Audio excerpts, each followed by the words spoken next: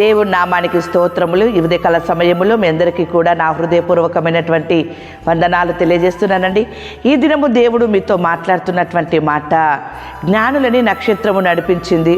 హేరోదు రాజు దగ్గరకు వచ్చారు.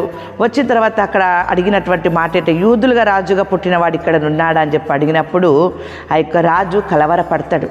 నేనే కదా రాజు, ఇంకెవరు ఇక్కడ ఉండేది అని చెప్పేసి అని కలవరపడి ప్రధాన యాజకులని శాస్త్రాన్ని పిలిపించి వారందరూ కూడా అక్కడ మాట్లాడుకోవడం జరుగుతుంది.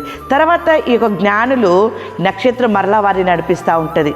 ఏ చోటనైతే నక్షత్రం ఆగిందో ఆ చోటకి లోనికి వెళ్ళి జ్ఞానులు చూసి యేసును చూసినప్పుడు అత్యానందభరితులై వారు తీసుకెళ్ళినటువంటి కానుకల్ని వారికి అర్పించడం జరుగుతుంది. దేవుని బిడ్డలారా, దాని తర్వాత జరిగినటువంటి విషయం ఏంటిదంటే చూడండి, వాక్యం సెలవిస్తూ ఉంది కదా. ఇక్కడ లూకా సువార్త 2వ అధ్యాయము 12వ వచనంలో వాక్యం ఈ రీతిగా ఉంది. తరువాత హేరోదు నొద్దకు వెళ్ళవద్దని స్వప్నమందు దేవుని చేత బోధింపబడిన వారై వారు మరి యొక్క మార్గమున తమ దేశమునకు తిరిగి వెళ్ళిరి. ఏమండి, ఎంత అద్భుతమైనటువంటి మాట!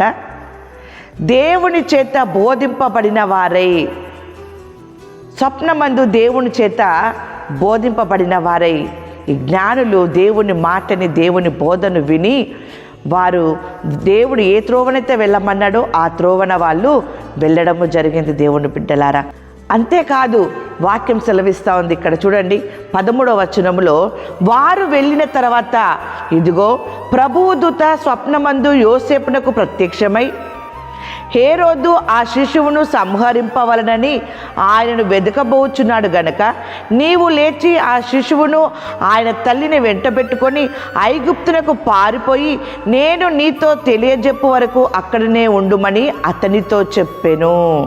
ఎంత చక్కని మాటలు ఇక్కడ దేవుడు ఈ ఉదయకాల సమయంలో మనకు తెలియజేస్తూ ఉన్నాడు. జ్ఞానులకేమో దేవుని చేత, స్వప్నమందు దేవుని చేత బోధింపబడిన వారిగా ఉంటూ ఉన్నారు. ఇక్కడ యోసేపునకు మాత్రము అక్కడ ప్రభువు దూత స్వప్నమందు యోసేపుతో మాట్లాడుతూ ఉంది. జరగబోయే సంఘటనలు వారికి తెలియజెప్తూ ఉన్నారు. దేవుని బిడ్డలారా, వాక్యం సెలవిస్తూ ఉంది కదా. యెషయా గ్రంథము 46వ అధ్యాయము 10వ వచనంలో వాక్యం ఈ రీతిగా ఉంది. నా ఆలోచన నిలుచుననియు నా చిత్తమంతయు నెరవేర్చుకొనిదననియు చెప్పుకొనుచు ఆది నుండి నేనే కలుగబోవు వాటిని తెలియజేయుచున్నాను, పూర్వము నుండి నేనే ఇంకా జరగని వాటిని తెలియజేయుచున్నాను. దేవుని బిడ్డలారా, జరగబోయేటివి జరగనివి కూడా తెలియజేసేటటువంటి దేవుడు మన దేవుడు. కాబట్టి జ్ఞానులకి స్వప్నమందు దేవుడు వారికి బోధింపజేసి ఉన్నాడు. యోసేపుకి దూత ద్వారా స్వప్నమందు మాట్లాడడం జరిగింది. ఈరోజు దేవుడు నీతో కూడా స్వప్నమందు మాట్లాడతాడు, దర్శనమిచ్చి మాట్లాడతాడు. దేవుని బిడ్డలారా, జరిగేది జరగబోయేది అవన్నీ కూడా నీకు తెలియజేస్తాడు. వాక్యం ఈ రీతిగా ఉంది.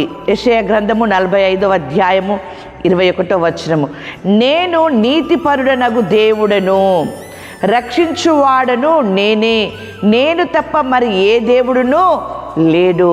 దేవుని బిడ్డలారా, జ్ఞానులకి స్వప్నమందు దేవుని చేత బోధింపబడిన వారిగా ఉన్నారు. ఆ దేవుడు నీతో మాట్లాడుతూ ఉన్నాడు. రక్షించువాడను నేనే, నేను తప్ప మరి ఏ దేవుడును లేడు. మన దేవుడు తప్ప ఏ దేవుడు లేడు. దేవుని బిడ్డలారా, దేవుని మాట ఏందు నువ్వు నమ్మికయించు. జ్ఞానులతో మాట్లాడిన దేవుడు, యోసేపుతో మాట్లాడిన దేవుడు నీతో కూడా మాట్లాడుతూ ఉన్నాడు. చూడండి, వాక్యం సెలవిస్తూ ఉంది కదా. అపోస్తుల కార్యము 18వ అధ్యాయము 10వ వచనము, నేను నీకు తోడై ఉన్నాను, నీకు హాని చేయటకు ఎవడును నీ మీదికి రాడు. అవును దేవుని బిడ్డలారా, యోసేపుతో మాట్లాడిన తర్వాత యోసేపు ఐగుప్తునకు వెళ్తాడు. ఆ తర్వాత హేరోదు రాజు మరణించాడని చెప్పి తెలిసిన తర్వాత మరలా యోసేపు తన మరియా యేసు కూడా మరలా ఆ చోటికి వస్తారు. దేవుని బిడ్డలారా, ఈరోజు దేవుడు నీతో మాట్లాడుతున్న మాట కూడా అదే. నేను నీకు తోడై ఉన్నాను, నీకు హాని చేయటకు ఎవడును నీ మీదికి రాడు. యేసు రక్షకుడై ఉన్నాడు. యేసు మనల్ని కాపాడడానికి వచ్చాడు, మనల్ని రక్షించడానికి వచ్చాడు. అక్కడ మాట్లాడుతున్నటువంటి మాట, నేనే నీతిపరుడనగు దేవుడను. ఎంత అద్భుతమండి! మన దేవుడి దగ్గర నీతి ఉంది, న్యాయం ఉంది. ఆయన న్యాయకర్త, తీర్పు తీర్చువాడు ఆయన, న్యాయము చేయువాడు ఆయన. కనుక ఆయన నీకు తోడున్నాడు కాబట్టి నీకు ఏ హాని చేయటకు ఎవడు కూడా నీ మీదికి రాడు. అంతేకాదు యెషయా గ్రంథము 41వ అధ్యాయము 10వ వచనంలో వాక్యం ఈ రీతిగా ఉంది, నేను నిన్ను బలపరుతును, నీకు సహాయము చేయువాడను నేనే.